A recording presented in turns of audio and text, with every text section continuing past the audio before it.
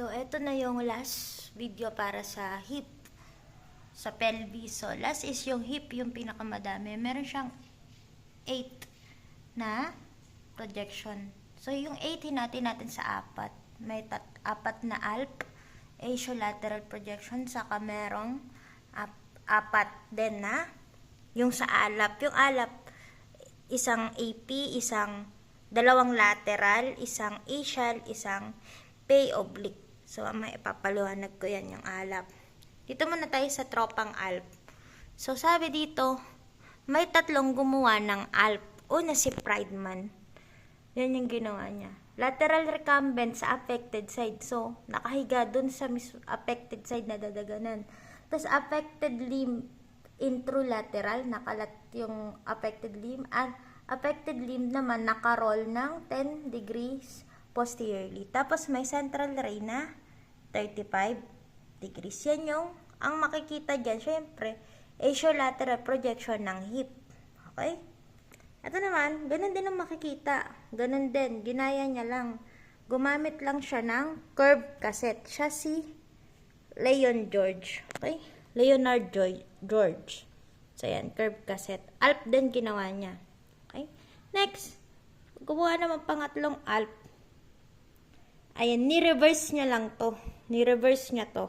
Gumawa rin siya ng alp. Siya si Danilus Miller. So, yung unaffected side, elevated. Tapos, yung affected side, naka-abduct ng 15 to 20 degrees lateral. Okay? So, ginalaw, marami silang ginalaw sa pasyente, yan, 3 yan. So, sabi ni Clemens, diba sabi niya, bobo kayong lahat, diba? Yun yung line niya. Bakit? Kasi, pinagalaw nila lahat, meron nang masakit, diba? So, sabi ni Clemens na kaya modified alp yung ginawa niya. Minodify niya yung 3. Paano niya minodify? Si patient nakasupine lang. Ikaw yung gagalaw ngayon. Yung IR mo nakatilt 15 degrees or perpendicular to the long axis ng femoral neck. Gagalawin mo yung IR mo. Tapos, yung central ray mo rin, 15 degrees posteriorly. Okay? Anong makikita mo? Same lang. Alp din. Kapares nitong 3. Okay? So, tatandaan mo, yung mga gumawa ng alp, Friedman, Leon George, Danilus Miller, tapos binago lahat ni Clemens Nakayama. So, yan na yung 4. Next naman, itong alap. Yung alap na yan, una is yung AP. Sa AP, simple lang. Ito yung pinakauna ng hip eh. Mag-AP ka ng hip. Ayan lang oh. Leg and foot, rotated medially, ilan? 15 to 20 degrees. Yun lang. Then next, yung lateral projection niya.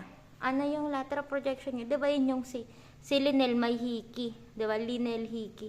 Pero hindi Linel Lance 10. Si Lance 10, central ray niya, perpendicular. Si hiki naman, may angulation na 22, 25 sa palad. Dito makikita mo, femoral neck, pero superimposition ng greater trochanter. Ito, since nag-angulation ka, femoral neck is, kita mo yan, free of superimposition from greater trochanter. Okay? Tapos na tayo sa lateral. Sa alap. So, next na letter sa alap is A. Yan yung atial. Okay? Si atial, projection ng hip mo ay si Chazard Lapine. Siya nga yung best projection, diba? Pelvis is 45 degrees. Wala ka nang gagawing rotation, kung ano-ano. Ang gagawin lang ni patient, toe touch. Okay? Wala na rin central ray. Perpendicular lang din. So, ayan. Relationship between acetabulum and femoral head yung makikita. Tapos, barium enema saka pelvimetry. Okay? Siya yung si Chazard Lapine. Next, si PA oblique projection. Si She.